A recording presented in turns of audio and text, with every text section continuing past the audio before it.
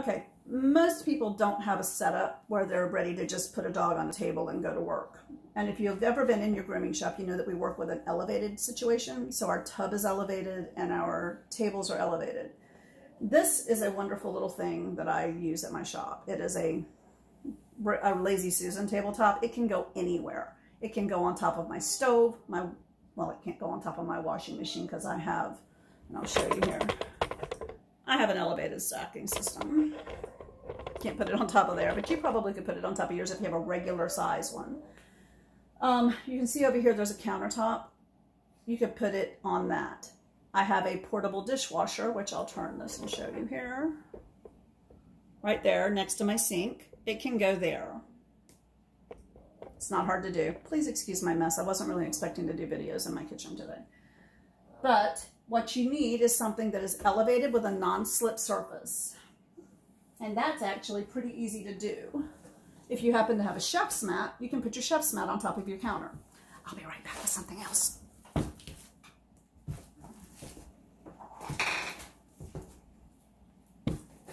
And if you happen to have any shelf and drawer paper like this, you can put this down. This is sticky and it will work.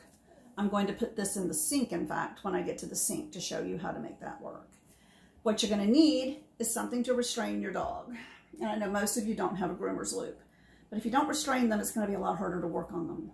So what I suggest doing, putting some kind of an eye hook, either under a cabinet, which you would drill a hole and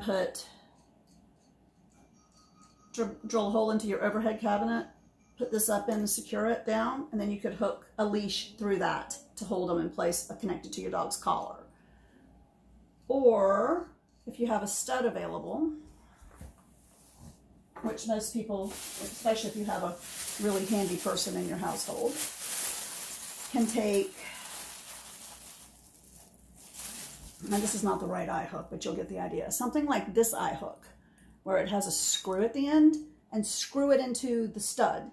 And then you could hook, you'd need a bigger one than this, obviously, but then you could hook your dog's leash through this, like the hook through your leash through it, and wrap it around the collar, which I'll show you how to do. But you just need something like this to secure them to, so that they're not wandering all over the place.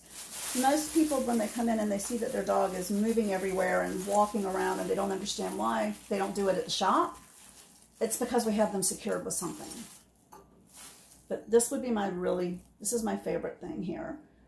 The distance between an overhead cabinet and your countertop or your washing machine is actually pretty dang good for putting one of these. It's going to give you enough room to put a smaller dog.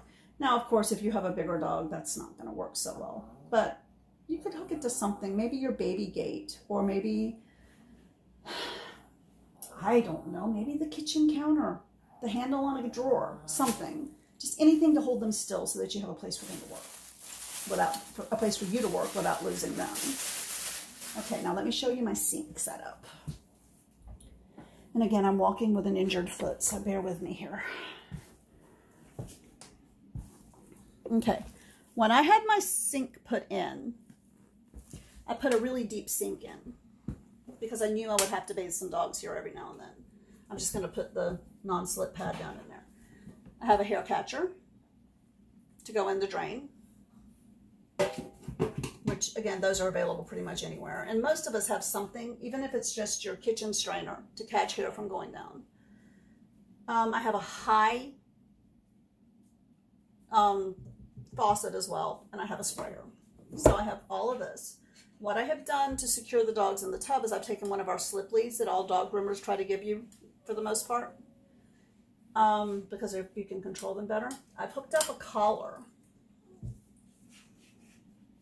to my lead and tied it so that it's short enough that I have some control. Slipped it over the faucet, and then when I put the dog in the tub, I use this to keep them in here. It prevents them from making a huge mess. I will put a towel down next to this on either side just to catch splashing, and I'm good to go. Now you want to make sure that you have everything ready when you get ready to put your dog in the tub. Make sure you have your towels. Make sure you have If you're going to use a scrubber brush, make sure you have a scrubby handy and at the station. Make sure that you have your Q-tips or your cotton balls or your ear cleaner and your shampoo. Have it all right here at the sink ready for you. And wherever you're going to work, make sure that your dryers and your combs and brushes are there too. It's just easier if it's already set up. All right, and I have a neighbor's dog that I'm going to groom for you today. And let me go get Butch and we'll start another video, okay? Good job.